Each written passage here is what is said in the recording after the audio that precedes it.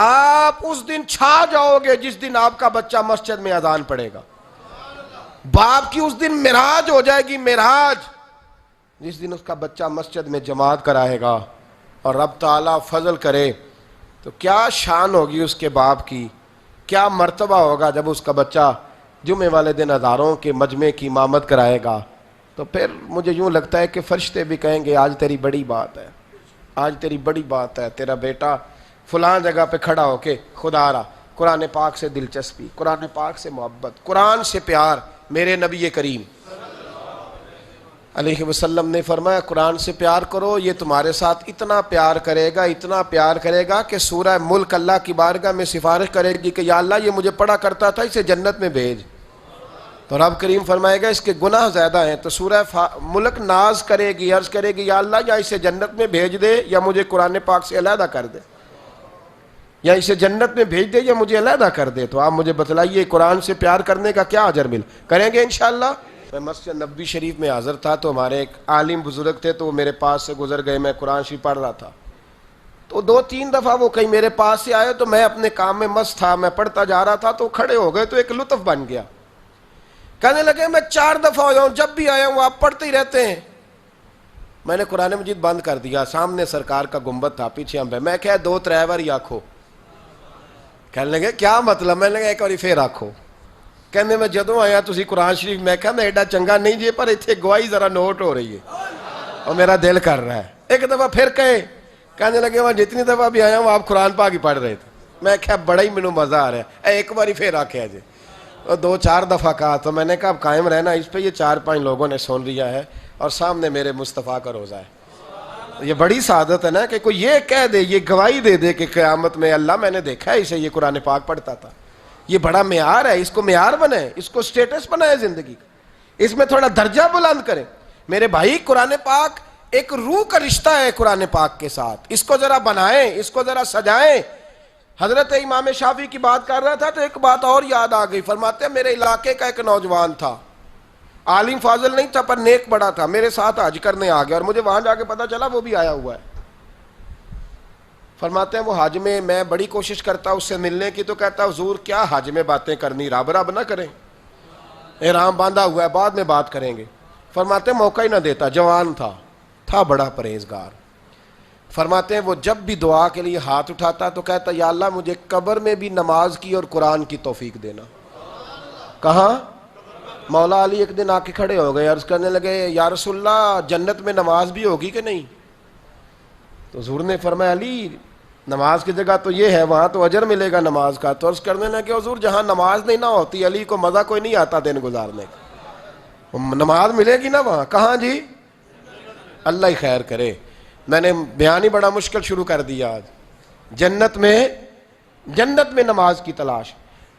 تو امام شافعی فرماتے ہیں کہ وہ نا دعا مانگ رہا تھا یا اللہ قبر میں بھی توفیق دینا، اور میرے قابو نہیں آتا تھا، میں بڑی کوشش کرتا ذرا بیٹھے کو بات چیت کروں پر وہ نکل جاتا اور اپنی عبادت میں لگ جاتا. فرمانے لگے ایک دن نا وہ حتیم کے پاس بیٹھ کے قرآن پاک پڑھ رہا تھا، میں 2-3 دفعہ گزرا تو پڑھ ہی رہا تھا. میں نے کہا آج قابو آ گیا ہے. میں اس کے پیچھے بیٹھ گیا اور میرے دل میں خیال تھا کہ جتنا بھی آج پڑھے گا نا میں نے اسے 2-4 باتیں کر کے ہی جانا ہے. آپ فرماتے ہیں بھی میرے دل میں خیال آیا، اس نے قرآن مجید سمیٹا اور میری طرف دیکھ کے کہنے لگا حضور میں بھی آپ کا انتظار کر رہا تھا، آج میرا بھی دل تھا آپ سے ملنے. کہتا میں خوش ہو گیا. لیکن اس نے کمال کر دی، جیب سے چند دینار نکالے اور کہنے لگا حضور آج ظہر کی نماز کے بعد نا میرا انتقال ہو جائے گا، تو یہ نا پیسے رکھ لیں، کفن خرید کے نا تو میرا جنازہ پڑھ کے تو یہاں جنت المعلا میں دفن کر دینا. امام صاحب کہتے ہیں میں اگلے لفظ کہنے لگا تھا کہ مجھ پہ سختہ آ گیا. کہنے لگا حضور مہربانی کر دیں کہ آپ میرے علاقے کے ہیں. تو میں چپ کر گیا. ظہر کی نماز میں نے دوبارہ اس جگہ پڑھی تو میرے ساتھ صف میں موجود تھا. فرض بھی اکٹھے پڑھے، سنتیں بھی اکٹھی پڑھی، نفل پڑھ کے جب میں نے توجہ کی تو وہ زمین پہ لیٹا ہوا تھا. میں قریب جا رہا تھا تو اس کے کلمے کی آواز میرے کانوں میں آ رہی تھی، اور جب تک میں اس کے پاس پہنچا اس کی روح پرواز کر گئی تھی.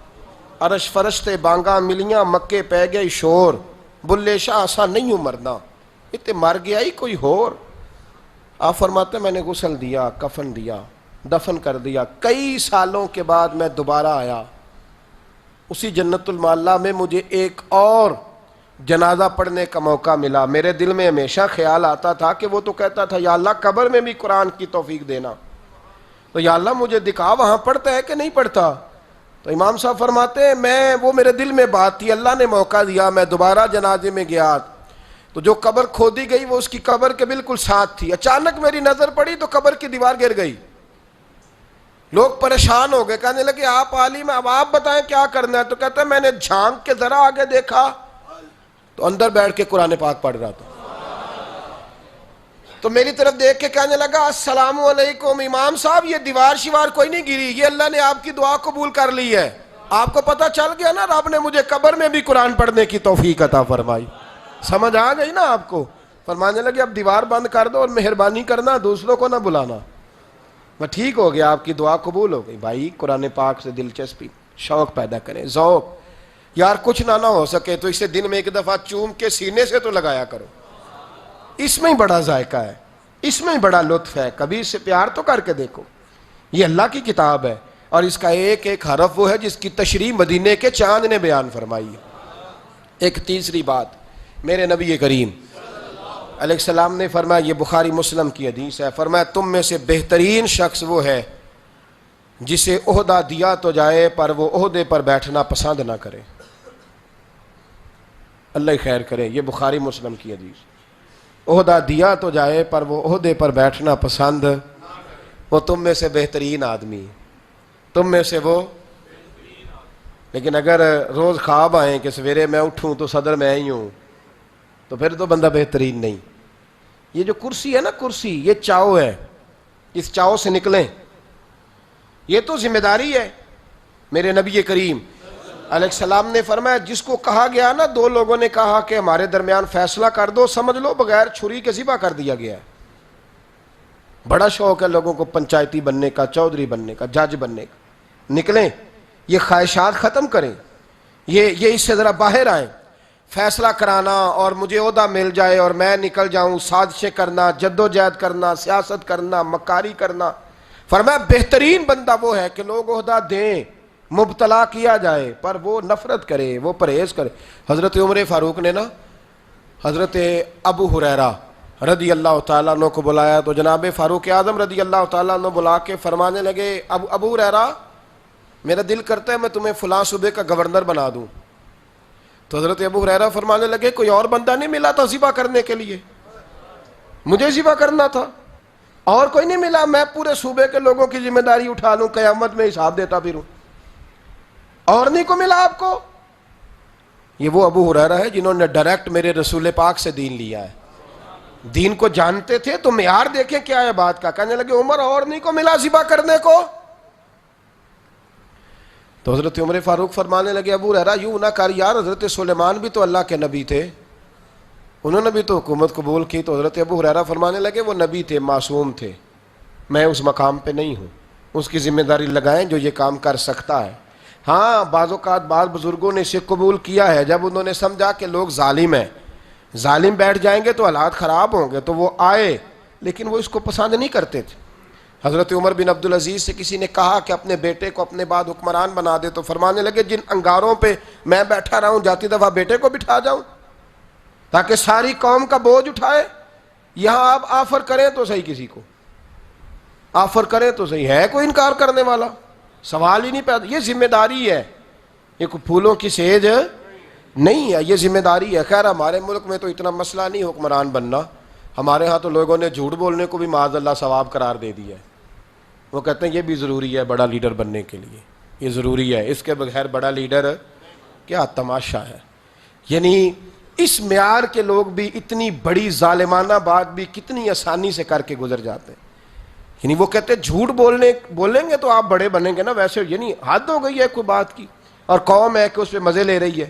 اللہ تعالیٰ ہمیں سمجھنے کی توفیق عطا فرمائے, اللہ تعالیٰ ہمیں سمجھنے کی توفیق عطا